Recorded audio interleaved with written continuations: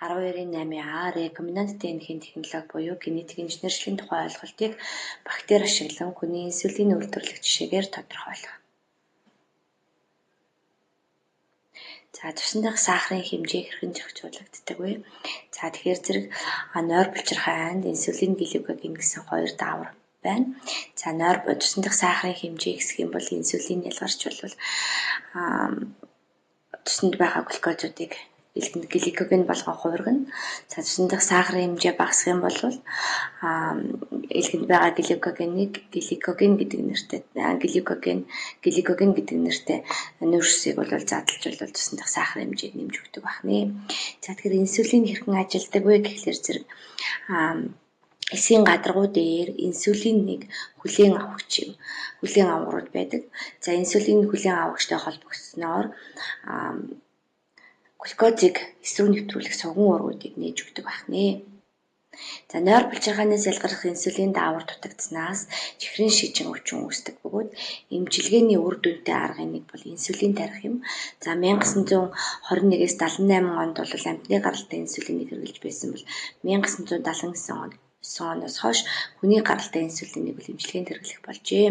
За амьтны гаралтай инсулин яагаад сул талтай вэ гэхлээр чихрийн шижин өвчтэй хүмүүст бол инсулинийг үйлдвэрлэхэд бол 4 хоног тутам нэг гахаа нийтлэх юм шаардлагатай байдаг. За инсулин ялгаах цэвэршүүлэх арга нь бол нарийн төвөгтэй, зарим хүнд харшлын шинж тэмдгүүд илэрч болдог. За дархлаа үүсдэг буюу бүтцийн хувьд ялгаатай инсулиныг задлах эсрэг биед үүснээр инсулины үйлчлэх хугацаа идэх буурдаг юм сул талтай байна. За ингээд хүний инсулинийг бол генийн инженерчлэгийн аргаар гаргаж авсан байх нь нэг организмын генийн материалыг өөр организмд шилжүүлэн суулгах болон тухайн организмын генийг засах технологиг генийн инженерчлэл гэж нэрлэдэг. За бактериас плазмидыг сонирхсон организмаас генийг нь сонгож аваад бактерид оруулж рекомбинант бактерийг бий болгоно. За бактери нь бол плазмидыг болохоор зэрэг бактерид оруулаад бол эндээсээ бактерийн колониг нэгийг нь цааш үржүүлэх замаар бол хэрэгцээтэй ген бүхий бактерийг бол сонгон үржүүлэх замаар бол хэрэгцээтэй байцуудаа гарган авах юм нөхцөл бүрдсэн. За генийн инженерчлэлийн хүндрэлтний хэрэгцээд гений хурган өөрчилж бүтээгдэхүүн гарган авах орчин үеийн арга юм. Генийн инженерчлэл нь 4 үнэштэй шаардлагатай ДНХ-г ялган авах, ирлээс плазмид үүсгэх, плазмидаа эс рүү оруулан клонинг хийх, эс үсгэрлэн бүтээгдэхүүн ялган авах гэсэн ийм 4 үнэштэй байна. За хэрэгцээд генээ ялган авч олшруулахдаа бол комплементар ДНХ-г хамгийн түрүүнд гарган авна. За энэ мэдээллийн РНХ-гээс уруу транскриптаз энзимийн оролцоотой комплементар ДНХ-г бол үүсгээд нуклеин хүчлийн бол ирлээзжүүлж авна гэсэн. За дараад нь полимеразын гинжин урвалыг явуулжвал хэрэгцээтэй генээ бол хувьдаж олшруулна. За нуклеотидын дарааллыг нь тогтооно. Ингэхдээ бол Сингерийн арга, Максим Гилбертийн аргуудыг ашигладаг байна.